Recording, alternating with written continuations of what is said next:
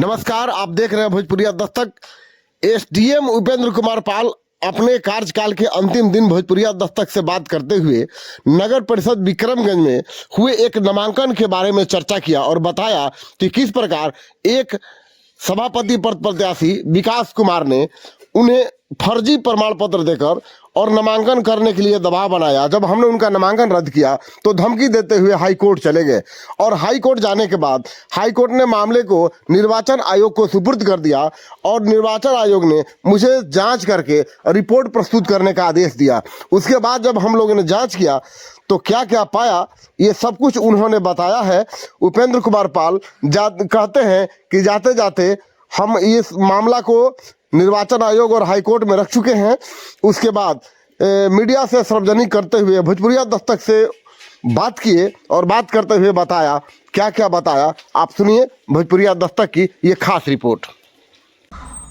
देखिए, विकास कुमार द्वारा नामांकन किया गया था। नामांकन में स्पष्टता उल्लिखित था कि उनको 2 जुड़वा बच्ची पहले की है और एक बच्चा बाद का है। इस संबंध में उनसे पूछताछ भी किया गया।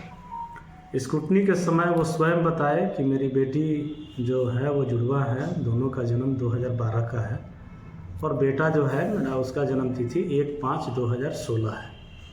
इसको हमने ऑर्डर में मेंशन करते हुए, चूँकि जो राज्य निर्वाचन आयोग का जो गाइडलाइन था उस गाइडलाइन के अनुसार उनका नामांकन पत्र रद्द हुआ।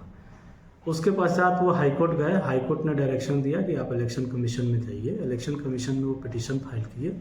वो पिटीशन हमको प्राप्त हुआ तो हम लोगों ने देखा कि उस पिटीशन में ये बड़े ही चालाकी से अपने जो छोटा पुत्र है, जो पुत्री से 4 साल छोटा है, उसका उम्र ये 2012 में करा दिए। यानी कि जुड़वा जो बच्चियाँ थी वो जुड़वा बच्चियों से 1 साल बड़ा कर दिया और उसका एक विद्यालय से एक प्रमाण पत्र प्राप्त कर लिया फर्जी। और उस फर्जी प्रमाण पत्र के आधार पर राज्य निर्वाचन आयोग में इन्होंने दावा किया कि मेरा पुत्र पहले है और जुड़वा बच्ची बाद में है और निर्वाचित पदाधिकारी ने जानबूझ के मेरा नॉमिनेशन रद्द किया है। इसकी विस्तृत जांच की गई। जांच में यह स्पष्ट हुआ कि उनके द्वारा जो प्रमाण पत्र बनवाया गया था वो प्रमाण पत्र बिल्कुल फर्जी था। दूसरा कि इनका पुत्र कक्षा 8 में न पढ़ के बल्कि प्रेप 2 यानी UKG का स्टूडेंट है, सेंट ग्लोबल पब्लिक स्कूल में पढ़ता है। उस विद्यालय में उस बच्चे का आधार कार्ड जमा था, नामांकन पंजी था, इनके द्वारा भरा गया फॉर्म था, फ़ोटो था, वो सारी चीज़ें थी। उसको हम लोगों ने स्कूल से प्राप्त किया और उसी आधार पर राज्य निर्वाचन आयोग में हम लोगों ने रिपोर्ट प्रस्तुत किया है। तो ये एक मामला उनके ऊपर बनता है और निश्चित रूप से इस पर कार्रवाई होगी।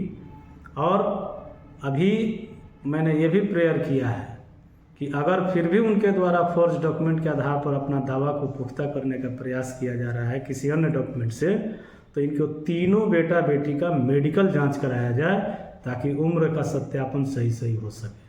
क्योंकि हमको डाउट है कि इनको जुड़वा बच्ची भी नहीं है, क्योंकि उनकी जो बेटियां जो पढ़ती हैं जिस स्कूल में, उस स्कूल में उनका भी जो नामांकन हम लोगों ने जांच किया था उसमें दोनों बेटी, एक बेटी 3रे क्लास में पढ़ती है और एक बेटी 4था क्लास में पढ़ती है और दोनों के उम्र में 1 साल का अंतर है। तो ये जानबूझ के फेक पेपर तैयार करके माननीय उच्च न्यायालय के साथ साथ ये राज्य निर्वाचन आयोग को भी गुमराह करने का प्रयास कर रहे हैं और साथ ही साथ आम जनता को भी गुमराह करने का प्रयास कर रहे हैं। तो निश्चित तौर पर आयोग इनके विरुद्ध कार्रवाई करेगा। अब हम लोगों तो जो रिपोर्ट था वो रिपोर्ट हम लोग आयोग में प्रस्तुत कर दिए हैं। अब आगे आयोग का जैसा निर्देश होगा वैसा हम लोग कार्रवाई करेंगे। नहीं कहूँगा कि जिस तरह से आप सभी ने हमें सहयोग किया है, आने वाले पदाधिकारी को भी सहयोग करें और विक्रमगंज को सुंदर, स्वच्छ और विकसित बनाने में मदद करें।